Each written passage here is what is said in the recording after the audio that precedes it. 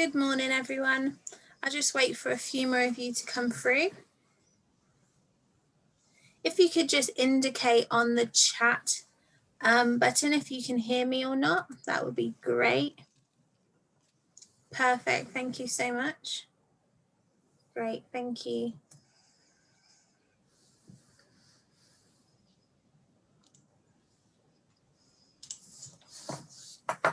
Awesome. Well, good morning, everyone. Welcome to our second day of the MBA experience. Today we have Tom Lawrence, Head of Global Industry, and Dan, Career Coach and Employer Engagement, both from our careers team. There will be questions at the end of the session, so please do write your questions in the Q&A box as we go along. Over to you, Tom and Dan. Great, thank you. Hello, everyone. It's nice to virtually meet you and not see you and talk to a screen. This is obviously not the way we would like to be meeting you, but here we are. And we've got a very quick few slides to run through with you, and then basically give as much time as we can for you to ask us questions. So we've got an hour with you. This is the headline that we're going to kind of whiz through, but then would love to take your questions. But before we move into the deck, obviously, let's do some quick intros. You may have met one or two of us at various recruitment events along the way, so I guess I'll try and balance it and not go into too much depth at this stage. But congratulations on your offer, first and foremost. Very exciting time. So I am indeed Tom, and I've been at the business school now for 3 years, and my title of Head of Global Industries Careers often doesn't mean much if you haven't kind of had the headline as to what global industries means. So the quick headline is it's anything that isn't finance or consulting. So my team is the catch-all sector that is helping students transition their career into sectors such as technology, healthcare, and beyond, right? And anything that isn't finance or consulting, literally. So I joined the school straight from Amazon, where I used to run the recruitment of MBAs across Europe. And I've been at Amazon for a number of years before that in the business. I've got a 25-year career hitting that anniversary this year, which I won't be celebrating, that spans a number of sectors, size of business, stage of business, and I'm actually loving being in this role, helping students transition their career into very broad sectors, which makes a fascinating challenge for us as a team with the amazing diverse backgrounds that you guys have. So that's me in a nutshell. Over to you, Dan. Thanks, Tom. Hi, everyone. So my name's Dan Kiernan. I'm a careers coach at Cited Business School. I lead on impact careers. So for Cited Business School, obviously that's quite important. It's aligned with the school's mission, and it covers careers where people want to have a positive social impact with their career. And I've been here for 12 months. So 12 months ago, I was in a similar position to you, about to join the school and thinking through what that was going to be like. And I'm pleased to say I've had a really good experience. The school lives up to its values. The people I work with are brilliant. And even though we've had all this disruption over the last 12 months, it's been a really good experience for me joining the school. Prior to coming to Cited Business School, I spent 10 years in finance. I worked for Bank of New York Mellon. I spent 6 years in a fintech startup in London, and I spent 3 years in a similar career coaching role at Henley Business School. So I've had a couple of career pivots myself, and I find that really helps me work with students who are trying to achieve pivots and transitions themselves. So that's me. Great, thank you, Dan. So before I move on to the next slide, a couple of quick housekeeping bits. So as Sarah mentioned, we've got the time at the end for Q&A, but I think if you've got any questions as we run through stuff, please just drop them into Q&A at the time so that it gets captured, and then we'll make a point of getting through them all once we've finished running through those slides. So please do start using the Q&A as soon as you're ready. Drop your questions in, but let's just give you a quick overview.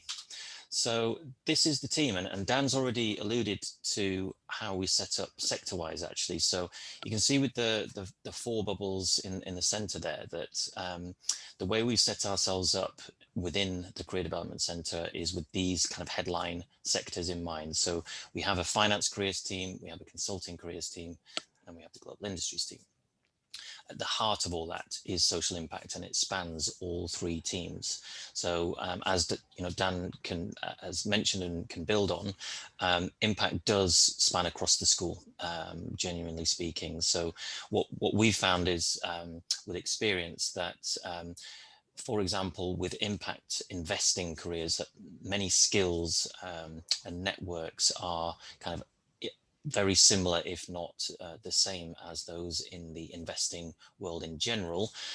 So the finance team, who look after and know the investment sector really well, look after impact investing because they know that space. Similarly for impact consulting, many of the skills are the same, hence we've aligned our support with that experience in mind. And then Dan really is the everything else. If it's for good, it's for Dan. And that is a very, very broad space. I guess you would say, Dan, you must have found that over the last 12 months. Yeah, it's really broad, of course. So I often think of it in terms of organization types. So impact could be working for an NGO like the UN, could be working for a non-profit, could be in a social enterprise, could be in a B Corp, which is a benefit corporation, a purpose-driven business, or it could be in a conventional business, but an impact role. So you might be working in CSR or sustainability.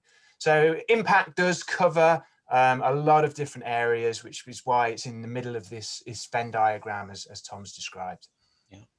Now then, regardless of sector, because we appreciate as well, not everyone has a clear idea of where they want to go post MBA, and that's completely fine and completely normal. A lot of our support is agnostic of sector and very consistent across the team. So these are where the bubbles on the right come into play. Some consistent topics where we support all students, cover these topics such as CV and application support, coaching, mock interview prep, etc. We've got a very broad base of expertise to support students with. So it's not just about the team of career coaches either. Part of our job is helping you connect with the right people who can help inform your career strategy, whether that's early stage or latter stage. So a lot of work we do is connecting you to people, whether it's industry advisors that we have on our books that are people with very specialist experience in an area, or our alumni network, which obviously we are close to, knowing that people who've been through similar journeys. So we don't profess to have all of the answers for you, but we obviously play a very active part in giving you the space and asking you the right questions and kind of supporting you on that journey, which, by the way, is a very long journey typically. So the other thing we're keen to stress with regards to support is helping you understand the kind of average timeline and how we align to that, which leads us to the next slide. So we see a typical MBA career journey lasting anywhere between 15 to 20 odd months, being honest. And of course it varies because every journey is indeed unique and personal. But it's certainly longer than the course of the MBA itself. There is a lot of work that goes into your career journey, whether you realize it or not. And therefore, we try and start you on that journey as early as possible. So as soon as essentially you're signed on the dotted line and you're getting yourself ready for starting later this year, this is when the Careers Academy kicks in. And so we've got you can see essentially a rough timeline here of how we see the key stages of your career journey and some of the headline support that comes with that. So our online Careers Academy is basically a series of modules that have been tailored to help students, again, from a very broad background and set of circumstances, start to get to grips with the basics and fundamentals of your career search. That then leads into your first couple of weeks of your MBA. So once that gets underway, we're getting in front of you and helping reinforce the support that's available, and help people feel that, you know, they know where to go depending on what they're looking to do. And then, of course, in the MBA, there's a bunch of different activities and programs that go throughout the year. So without going into too much detail at this stage, which we can do at the end if needed, we just wanted to give you, I guess, some of the examples of the activity during the course of the MBA that takes place. And of course, at the moment, that's all virtual. I'm sure we'll end up talking about virtual versus in person at some point, and you know, we'll talk as openly as we can about that. But as it stands, you know, programs have moved virtually, and we are still supporting the current students as planned. And these programs are tailored with various, I guess, experiences in mind. The consulting development program keeps on being built out every year, for example, as we see many students going on that journey into consulting. And then we have a number, and this is not an exclusive list, by the way, of co-curricular activities happening along the way as well. So very collaborative environment at the school of working with other departments and centres to align support and not duplicate anything. And then, of course, the support doesn't end at the moment you graduate either. So typically we see the majority of MBA students actually getting their job in the second half and after their MBA has completed. So it's not a mad rush to get a job at the start of your MBA. Please believe us when we say year after year, the journey takes longer than that, and people still move into their dream job soon after graduation. Don't set yourself any targets of timelines just yet, but the support remains there post graduation. We have a dedicated program once you go into capstone and beyond. So that's our support in a nutshell. Dan, anything to add? No, I think you've covered it really well. I suppose one thing to perhaps emphasize is sometimes students focus on the most transactional or tangible elements of career. And, you know, that's things like getting CVs ready or interview preparation. But actually, I think the coaching's really important, and thinking through what you want to achieve, how you're going to articulate your value, putting in place good career development strategies. So I really encourage people to take advantage of the opportunity to have one-to-one coaching. It's not something you're going to get very often in your career unless you're really lucky. So that's something I always emphasize to students. Brilliant, thank you. And actually, I think, Dan, that translates nicely into the next slide, which I know you've got great experience of talking about in terms of kind of stepping away from the transactional elements of career support. There's some important thinking that you can do between now and starting your MBA. Dan? Yeah, absolutely. So we didn't want to just give you all of the kind of information about the career service on this webinar. Tom and I thought we should give you some value as well. And, you know, if you're doing an MBA, you're probably thinking of making a career transition. And that might be a triple jump, changing location, changing job function, changing industry. It might be accelerating in your current career path. It might be being an entrepreneur, starting your own venture, or you might still be making your mind up. But whatever stage you're at, it's going to be some kind of transition. And you might be thinking that it's going to be very smooth and straightforward, and the reality is going to be very different, as this cartoon is showing us here. So I'm going to say something now that you probably won't hear from other career services when you do webinars like this with other business schools, and maybe our marketing team don't want me to share this with you, but the MBA is not your ticket to a careers transition.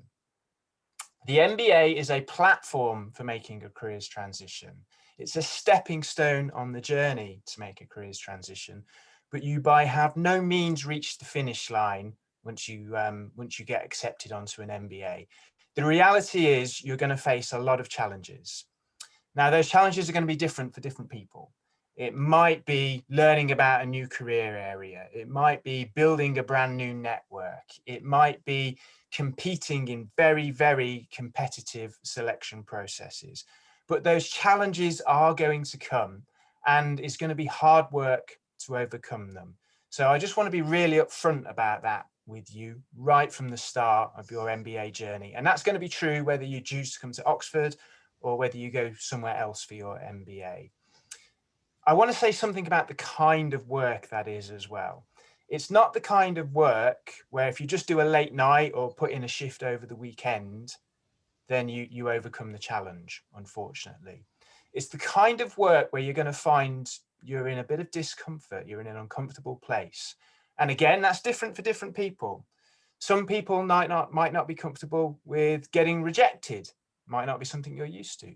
Some people might not feel comfortable building a new network. And I don't just mean networking with your peers on the MBA, but reaching out to total strangers using LinkedIn to build a network in your career. Some people might not be comfortable with self-reflection and thinking through what you actually want from your career and taking decisions. Or it might be something different. But whatever that discomfort is, you're going to have to lean into it. That's going to be the solution. So it's not just a question of putting in more hours. It's leaning into the discomfort to learn something and overcome those hurdles. And that's the nature of making a careers transition. And the diagram here on the bottom right, it's taken from Stephen Covey's 7 Habits of Highly Successful People. So some of you may be aware of it, but I think this is a really good framework for leaning into discomfort and getting through these uncomfortable periods. And some of you may use this all the time. Some of you it may be brand new. It's something I've been sharing with lots of students over the last 12 months when, of course, we've all faced a lot of disruption. And it's about circles of control, circles of influence, and circles of concern, or what you're aware of. So in a careers context on an MBA, your circle of control might be how many hours a week you spend on your career development or how many applications you send out. Circle of influence, you might be able to influence how your applications are received by building relationships with people at the organizations you apply to. You might be able to influence how well you present yourself by learning more about the industry you're trying to transition to. And then awareness, concern, obviously we're all aware and concerned about the pandemic and the effect that's going to have on the economy, but that's not something we can control or influence. So we have to try and compartmentalize that and put it out of our minds. And so when you're leaning into this discomfort, when you're going through some of the difficult patches on this career transition, I think this framework is very helpful in giving you a sense of control and giving you a sense of purpose. So those are just some things that I wanted to share about the reality of making a career transition. I'm now going to move on and share with you one way of supporting that transition. And if there's one thing you do between now and starting your MBA, whether that's with Oxford or someone else, it would be to read this book, The 2-Hour Job Search. It's written by a guy called Steve Dalton. It's not a very thick book, so it'll only take you 6 or 7 hours to read it. I recommend that you read the book, so don't get the audio version because it has a lot of charts and diagrams in it. So you probably want to be able to look at those. You probably actually want a hard copy so you can refer back to them. And don't get the shortened linked list version either. This is as condensed as the book gets. It sets out a process for building a network and building relationships and learning all about a new career area. And in our experience, we found this is the most effective way to engineer a career transition. If you follow the process, and you could start this process way before you start the MBA, you could start this process next weekend, you'll achieve the 5 outcomes that are on the middle of this slide here. So it's a really important process to follow. There's a word in the middle there that might, you might feel a little bit apprehensive about, networking. I'm just going to say a few things about that. It's not the kind of networking where you're stood around drinking bad red wine. It's not the kind of networking where you need to sort of endlessly promote yourself and be a salesperson for yourself. It's all about building relationships, talking to people, seeing what you can learn from them, and then applying that learning to your careers transition. Now, there's a really good TED talk on this topic, and I will post the link to that TED talk into the chat before we finish this session. I'm not sure about the presenter's fashion sense, but the content he's got to share is really valuable. So I recommend you take a look at that TED talk. Back to you, Tom.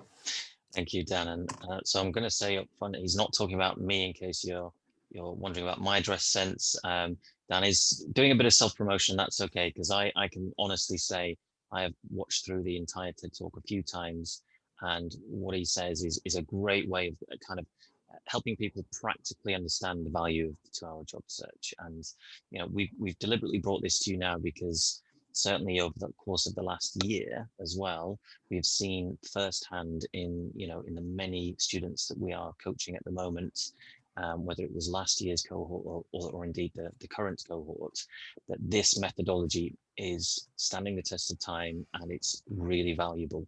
It's working in the current environment. It's working in the virtual sense, because it's helping people, I guess, kind of take what they want to do and have a bit of focus and apply themselves over time to build momentum and build a pipeline. So I know that's a bit of a transactional way to think about it, but actually, with a commercial hat on, I think it is valuable, certainly from my experience of seeing your career strategy as a pipeline where it's not about one job that you have to get by X time. You need to think about the inputs that go into your pipeline, and of course what you can control and what you can influence, as Dan has explained. So this book is adaptable. So again, it's not a strict step-by-step process either. So of course it kind of works to the diversity that this class has, and then it just helps people have some structure to chip away and build momentum over time. And I guess we can talk more about it if needed during the Q&A. But as Dan has said, our main message at this stage for you is this will be a useful way to spend some time between now and starting your MBA. Experience and visibility shows us that it's really effective. And that is us in a nutshell. So as promised, we've left loads of time for Q&A, and I have seen stuff starting to pop up, which has been great. So thank you. So another quick call out that please use the Q&A function to drop in your questions, just so that we don't get drawn or distracted by the chat, which Dan has used to share his link. So moving to the Q&A section. I guess what we can do quickly is take the first question. So kind of resources, I guess is something for us to quickly touch on. And I guess for Cited Business School, one way to help you think of this is that I guess we are your primary resource for career development. So yes, you'll be part of a one of Oxford University's colleges, but the college support is typically aimed at the graduate level, and if you're doing an MBA, it's our department that then supports you in whatever you need to do. So ultimately, see us as your first port of call. Come and talk to us, I guess, is the first point. So we are very used to dealing with people from very different experiences in life and in work, and we are set up accordingly to support you. So a great starting point is to reach out to us, and we are happy to hear from you at this stage from now onwards. If you want to get in touch and ask a question, we'll be happy to help where we can. I'll take the next two, Tom. So Ishita asks, would product management in fintech be covered under finance or global industry? The answer is both. So we do run, as part of the global industry team, a product management roadmap. So there's a lot of learning there on what it's like to be a product manager, a lot of opportunity to connect with people who do those roles.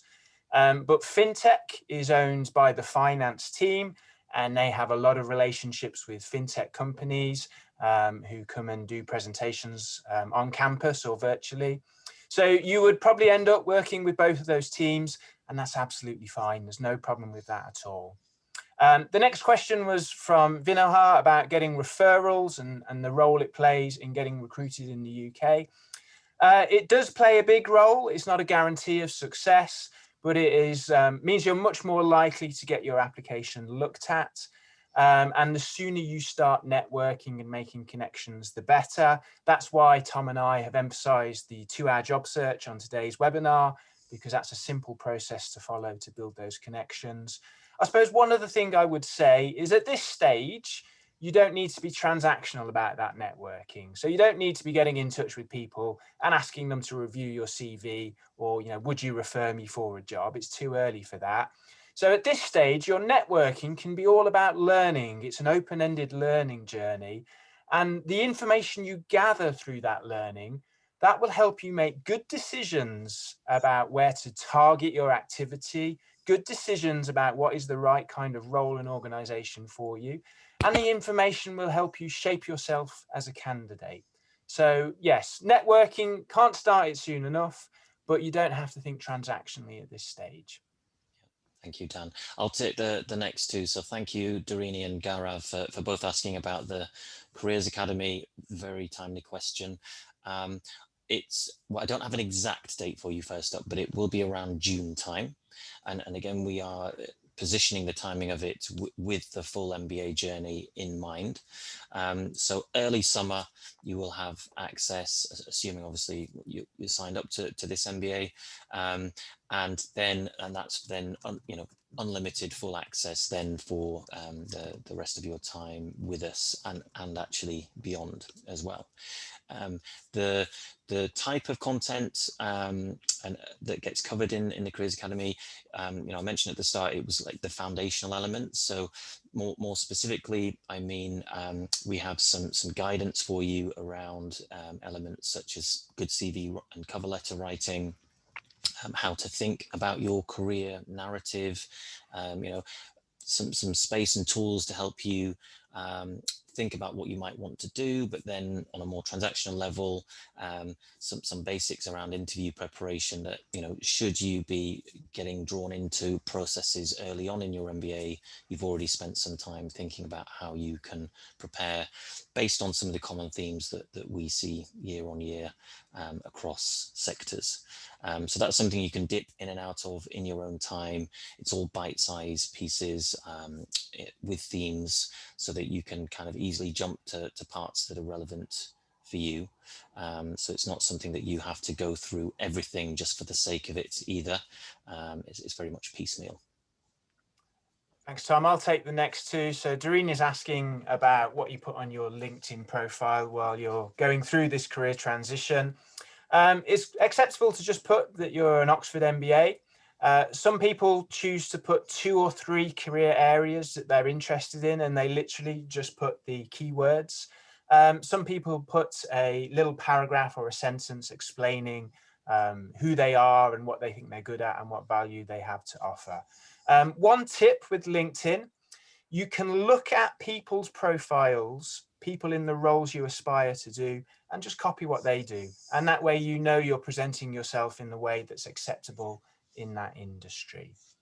The next question we've got is about structured and unstructured hiring. What's the split between structured hiring and unstructured in terms of numbers of offers made? Structured hiring, this is where organizations have a recruitment relationship with the business school and they come on campus to recruit our students. Typically, that activity takes place in the autumn term, over the autumn and winter. Only a minority of MBAs find their jobs through those routes, and that's simply because there aren't that many vacancies through structured hiring, and they tend to be very, very competitive, and they're hiring from many, many other top business schools. So the majority of MBAs will find their next role through unstructured hiring, through experienced hire route or direct hire route. And that's absolutely fine. That's completely typical. And there's no difference. There's not that one route is better than the other or anything like that. So it's not something that I think you should concern yourself about too much. The best strategy is to identify the target companies that you want to apply for, the kinds of organizations you want to work for, and then build connections with them and apply to them, whether it is a structured or unstructured process. Yeah, well said, Dan.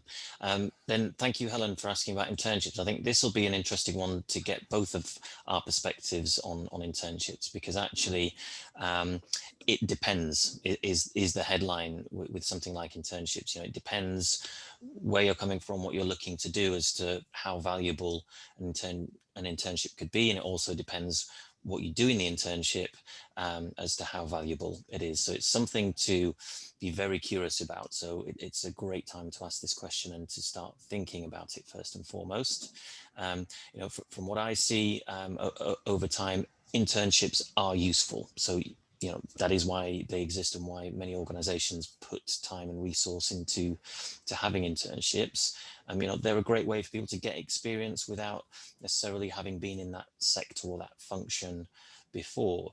But of course, you know, that doesn't automatically mean an internship is valuable if you do one. You know, it depends how that fits in with your longer term career journey. You know, many people just move straight into their next full-time job and successfully pivot into something different without doing an internship. So, you know, part of your thinking, I think, over this time falls back on the networking piece. Speak to people who have done an internship, speak to people who haven't done an internship, what worked for them, and just keep building your awareness, I would say, over time. It's not something you're going to need to make a decision on until roundabout really this time next year. This is when internship activity starts to kick in terms of people applying and going through the process. So you've got plenty of time to think about it. And kind of build it into your planning. Dan, you got anything to add to that? No, I think all of that is valuable. In my sector, the impact sector, internships are really important because people are often making a transition. So the internship helps you decide where you want to land. It helps you form relationships. It's a platform for making relationships with people who might recruit you in the future. And that's not just the organization you intern with. It's the organizations that they work alongside, their customers, their suppliers, their funders. So it's a great platform for networking, and relational recruitment is really important in the impact sector. So internships are really valuable for that. They also give you some career capital. They give you evidence to include on your CV or when you're in conversation to really demonstrate that you're serious about making the career transition that you have planned. So yeah, internships, always valuable, I think, but particularly valuable in the impact sector. Thank you. I'll take Rishika's 2 questions next, so thank you for those. I mean, hopefully, Rishika, as we've talked more and more over the course of the last few minutes, that you've started to get a sense of the guidance we're giving around what you can do now pre-MBA. It goes back to the 2-hour job search. Honestly speaking, you know, it may sound simple and we may be banging that drum, but it covers a lot of different scenarios, and just starting to get your head around the concept of that methodology of you know, getting an idea of maybe where you might want to go, and then figuring out who you can speak to start building your awareness of that space and make more informed decisions and rule stuff in and out, just as importantly, as you go. The earlier you start that, the better. And then to your great question around you know, structured hiring and COVID. So it is a bit early to tell, but I guess the encouraging message is that large organizations are still actively recruiting MBAs across the board.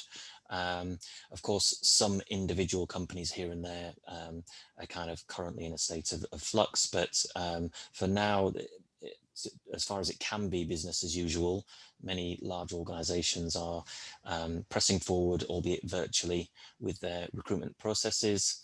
Time will tell in terms of the outputs of those, but the overall sentiment, I would say, with these big organizations who do structured hiring has been one of continued growth and continued need for talent. Of course, they are, as Dan has mentioned, extremely competitive spaces, right? But that's not to say opportunities aren't out there. So that's still moves forward. And you're right to acknowledge things change on a day-to-day basis, and we are indeed seeing that at the moment. So, you can take Google as one great example of that. One day they can be posting opportunities, and the next they can be taking opportunities down because they've had so many applications. Things change very quickly, and I think if you've got good research behind you in terms of starting the 2-hour job search early, you've got more awareness about timelines and resources at hand, places to look for relevant opportunities. That's your best chance of what's in your control to have the best visibility of how things are changing day to day. I'll take the next two, Tom. So from Vibhav and Peter.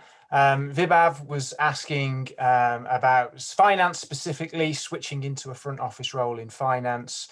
Do most students do an internship? Finance is one of those sectors where internships are really long standing and well established. And so it can be expected that you do an internship to get you into the front office. Do students get those roles post MBA without an internship? I suppose the answer is the same. Because internships are such a well-established route in investment banking, you can get into investment banking without an internship, but the typical route is to do the internship. Peter's question: has there been a shift on the recruiting front due to COVID in terms of sectors? We're only just gathering the data on that at the moment. So we do an annual gathering of data of employment outcomes for our students, and that takes place over January and February. So we don't have the final figures, but what anecdotally we think we know is there's been a bigger emphasis on tech than we've seen previously. The other thing I would say is no matter how uncertain the recruitment environment is, one thing is clear is all companies are going to have to pivot and adapt, and MBAs are adaptable. So you're in a good place with an MBA for whatever the future holds in terms of the labour market. Yeah, well said. So to Ishita's question next, obviously all we can talk to in terms of things you can do to be prepared for a virtual setting with your MBA is from a careers perspective. Aside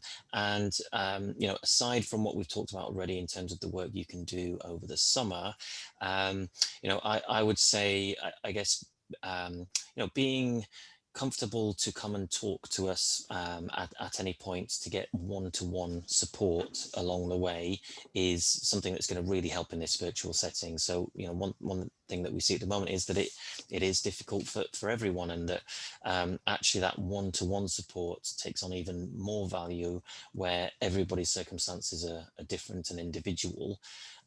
We've set ourselves up to do more one-to-one coaching than we've ever done before. And we are in a position to have those one-to-one conversations. So I would encourage everyone to feel ready and willing to come and talk to us. If you find yourself in that virtual setting, we can still have one-to-one conversations, perhaps more flexibly than ever before, and therefore then have a very much a tailored conversation to support you on what you're looking to do. I'll take the next two again. They've both got an international flavour. So I think Ishani is probably asking about the new visa arrangements for international students. So you'll have 2 years upon graduation to stay in the UK and look for work.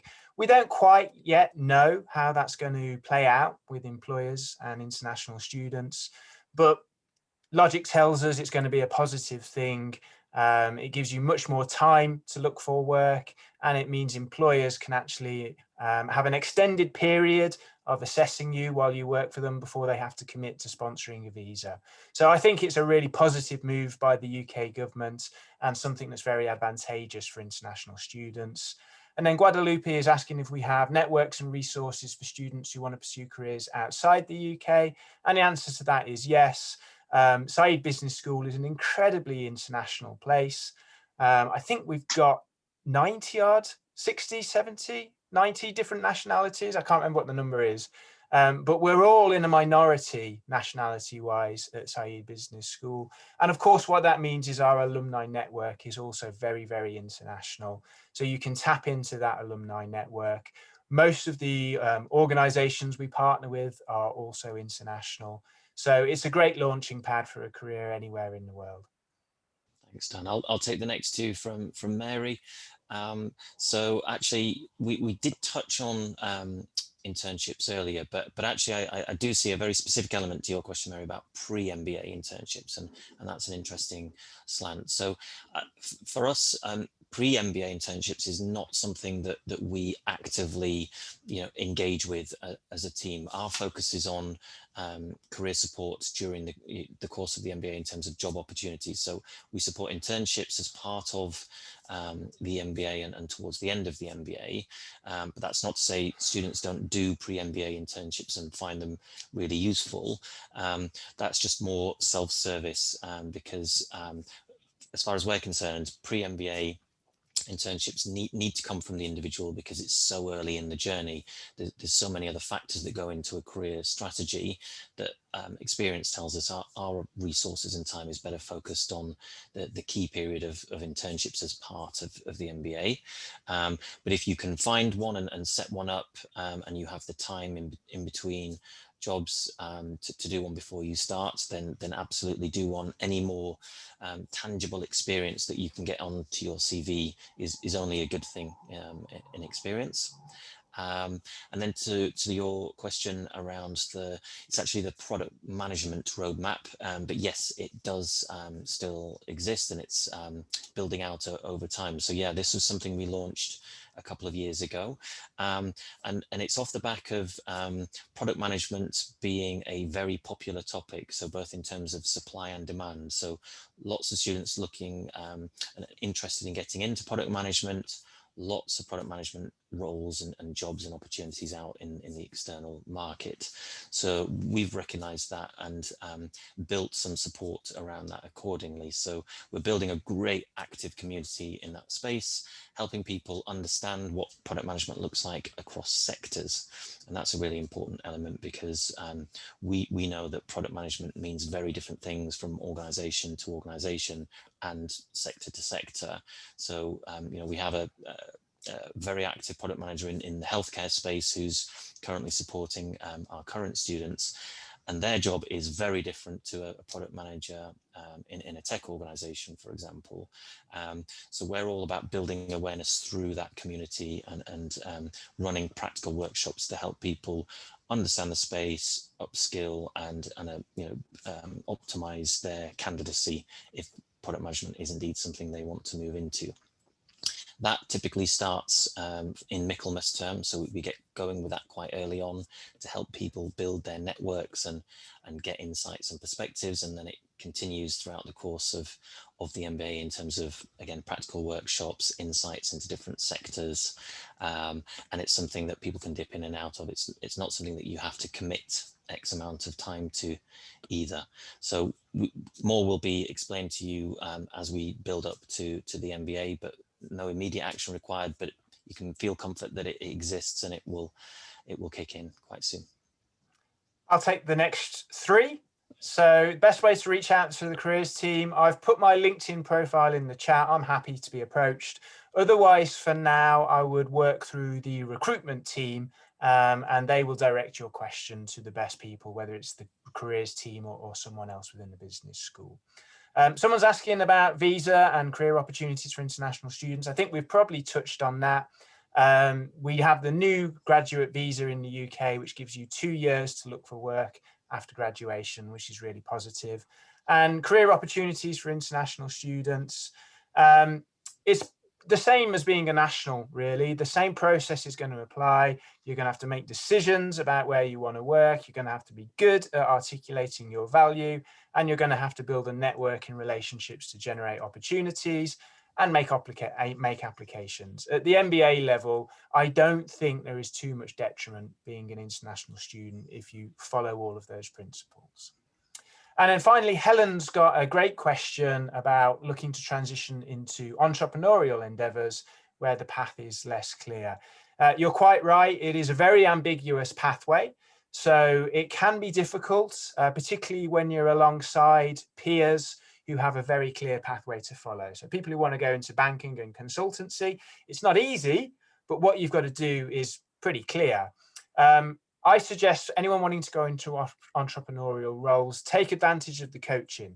So take lots of coaching. The coaching is where you can work through some of that ambiguity, come to good decisions, and then take advantage of the ecosystem around Oxford to network with lots of people who work in entrepreneurial endeavors and ventures.